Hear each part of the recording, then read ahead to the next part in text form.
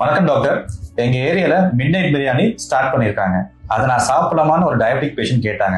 அதை பத்தி தான் இந்த வீடியோல நம்ம பார்க்க போறோம். கண்டிப்பா மிட் நைட் பிரியாணி சாப்பிடக்கூடாது.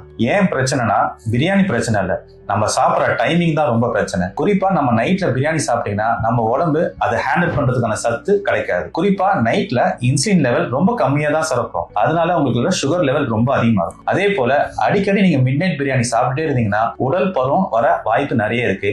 குறிப்பா ஏற்கனவே ஆசிட் ரிஃப்ளக்ஸ், கேஸ்ட்ரைட்டிஸ் பிரச்சனை இருக்கிறவங்களுக்கு எல்லாமே ரொம்ப மோசமா உங்களுக்கு அதிகமாகும். சோ பிரியாணி சாப்பிடக்கூடாதா? அப்படி இல்ல, பிரியாணி சாப்பிடலாம். குறிப்பா லஞ்ச் டைம்ல சாப்பிட்ற மாதிரி ப்ரிஃபர் பண்ணுவாங்க. அதே மாதிரி நீங்க சாப்பிட்ற போர்ஷன் கண்ட்ரோல் ரொம்ப ரொம்ப முக்கியம். ஒரு கப் எடுத்துக்கோங்க, கூட வெஜ் சால் கலந்து சாப்பிடுங்க.